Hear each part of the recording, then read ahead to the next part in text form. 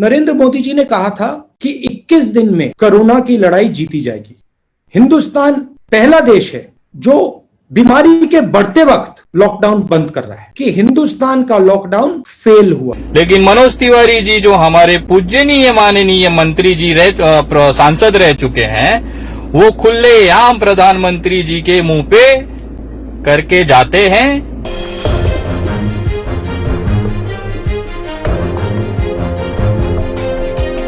नमस्कार, आप देखना शुरू कर चुके हैं नेशनल इंडिया न्यूज़ और मैं हूं आपके साथ पारितोष मल।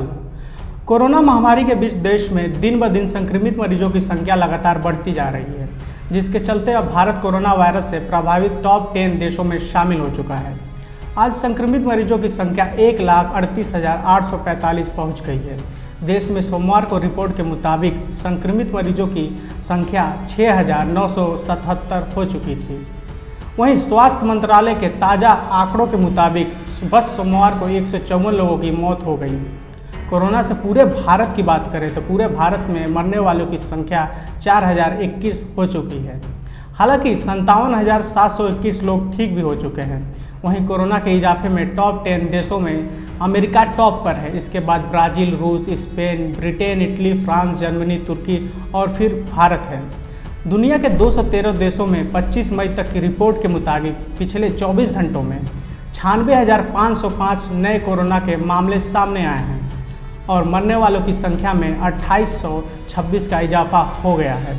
इसके अलावा वर्ल्ड मीटर के मुताबिक दुनिया भर में अब तक करीब 55 लाख लोग कोरोना वायरस से संक्रमित हो चुके हैं। इसमें से 3,46,434 लोगों की मौत हो चुकी है। वहीं 22,99,345 लोग संक्रमण मुक्त भी हो चुके हैं। दुनिया में करीब 74% कोरोना के मामले सिर्फ 12 देशों से हैं। इन देशों में कोरोना पीड़ितों की संख्या 41 लाख है। बता दें कि कोरोना वायरस का कहर अब भारत में भी काफ़ी तेज़ी से पैर पसार रहा है, जिसके बाद भारत 11वें पायदान से 10वें पायदान पर पहुंच चुका है। इसके साथ ही केंद्र की मोदी सरकार की नाकामियां भी साफ झलक रही है। कोरोना वायरस के संकट में सरकार की खोखली तैयारी, भारी तादाद में मजदूरों का पलायन और इस मुश्किल समय में इसके साथ राजनीति इनकी तुच्छ सोच को बयां करती है। फर्क रणनीति का है। जब दुनिया कोरोना संकट के चपेट में थी और भारत पर खतरे के प्रति राहुल गांधी आगाह कर रहे थे, तब मोदी जी नमस्ते ट्रम्प कर रहे थे। राहुल गांधी आज भी गरीबों के हितों के प्रति बीजेपी सरकार को रणनीति सुझाव दे रहे हैं, लेकिन बीजेपी को राजनीति करने से फुर्सत मिले तो ना। राजनीति करने के साथ साथ बीजेपी के मनोज तिवारी जैसे नेता क्रिकेट खेलने में व्यस्त हैं। ये कहना गलत नहीं होगा, नाकाम बीजेपी सरकार के झूठ ने देश को और बुरे हालात में डाल दिया है। झूठ बोलने की जगह कार्रवाई करने की ज़रूरत थी, जिसमें बीजेपी सरकार नाकाम रही। चलिए आपको विस्तार से वो झूठ बताते हैं जिसके वजह से लॉकडाउन ने कोरोना से पहले मजदूरों को मौत की नींद सुला दिया। पहला झूठ, यात्रियों की जांच।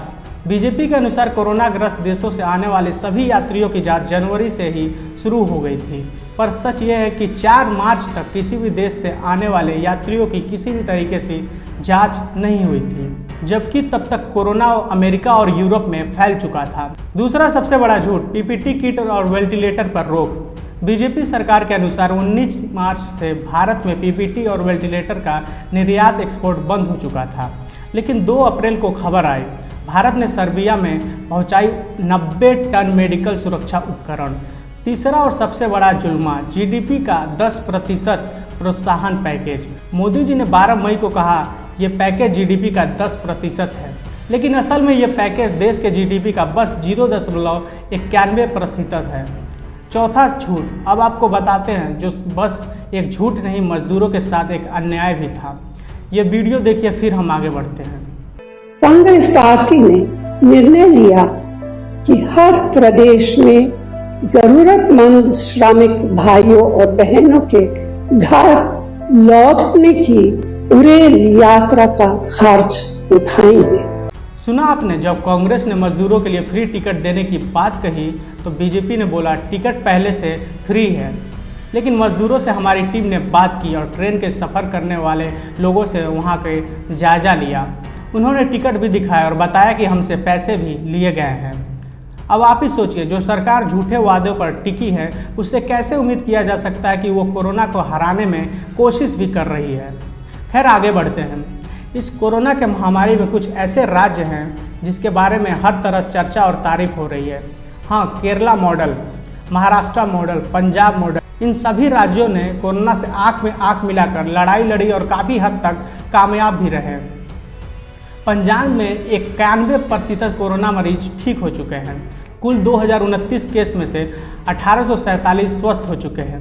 केवल 143 मरीज एक्टिव हैं। वहीं केरला की बात करें, जिस हिसाब से वहाँ पे संक्रमण फैला था उस हिसाब से काफ़ी हद तक वहाँ काबू कर लिया गया है। अन्य राज्यों को भी इस मॉडल से सीख लेनी चाहिए। बाकी राज्य मतलब यूपी, बिहार और दिल्ली को भी इस मॉडल से सीख लेनी चाहिए। कई राज्यों ने केरला से डॉक्टरों की टीम को बुलाया है मदद के लिए, जिसमें महाराष्ट्र सरकार भी शामिल है।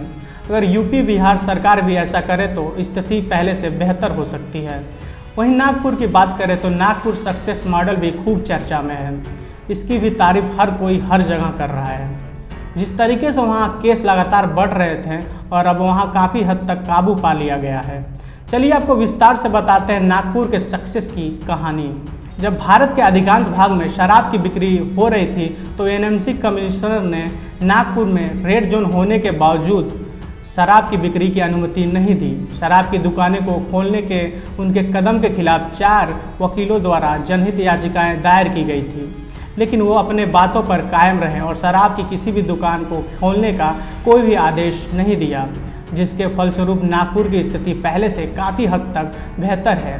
इसका क्रेडिट सिर्फ और सिर्फ नागपुर के एनएमसी कमिश्नर तुकाराम मोंधे को जाता है। उनके फैसलों के वजह से आज कोरोना मरीज पूरे भारत के राज्यों के तुलना में सबसे तेज़ी से नागपुर में रिकवर हो रहे हैं। खैर आगे बढ़ते हैं। लॉकडाउन को लेकर देश में पूरी तरीके से ढील दे दिया गया है। एक तरह से देखा जाए तो ऐसा लगता है सरकार ने लॉकडाउन पूरी तरीके से ख़त्म कर दिया है। सरकार अब हर्ड इम्यूनिटी पर निर्भर होना चाहती है। अब आप सोच रहे होंगे ये हर्ड इम्यूनिटी क्या होता है, तो चलिए आपको विस्तार से इसके बारे में आपको बताते हैं। जब आप कोरोना से संक्रमित होते हैं तो एक मरीज से दूसरे में ये वायरस जाता है और संक्रमित करता है। कभी कभी इम्यूनिटी पावर के वजह से और ज़्यादा लोगों को फैलने के वजह से इंसान का प्रतिकार शक्ति वायरस को ख़त्म कर देता है, यानी हरा देता है, ऐसा कहना है सरकार का। लेकिन इसके लिए देश को भारी कीमत चुकानी पड़ सकती है। हर्ड इम्यूनिटी के लिए भारी संख्या में लोगों को संक्रमित होना पड़ेगा।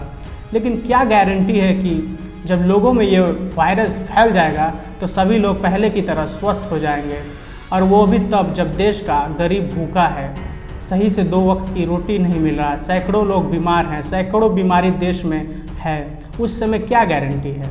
तो कैसे काम करेगा ये हर्ड इम्यूनिटी? वहीं भारत विश्व का पहला देश बना है जहां पर कोरोना का कहर लगातार बढ़ने के बावजूद लॉकडाउन को पूरी तरीके से खोल दिया गया है। अब तो पूरे देश में कम्युनिटी स्प्रेड हो चुका है। आज आप कहीं जाएं, मार्केट करने जाएं, दवा लेने जाएं, सब्जी लेने जाएं, किसी भी काम से कहीं भी जाएं, कोई भी जगह सुरक्षित नहीं बची है। कहीं भी हो सकता है आपको कोरोना। लेकिन सरकार ने लॉकडाउन खोल दिया है। बजाय सख्ती से पालन कराने के, बजाय लोगों को जागरूक कराने के, सरकार बस अब झूठ बोल रही है। सूत्रों के मुताबिक मरने वाले की संख्या भी सरकार छुपा रही है। वहीं दिल्ली में केजरीवाल सरकार भी अपने जिम्मेदारियों से भाग रही है। मैं ऐसा क्यों कर रहा हूँ, चलिए आपको विस्तार से बताता हूँ। पहले नर्सों और जितने भी डॉक्टर थे उनकी सही से जांच होती थी, उनको क्वारंटाइन किया जाता था 14 दिनों तक, फिर वो डॉक्टर अपने घर और वापस हॉस्पिटल जाते थे।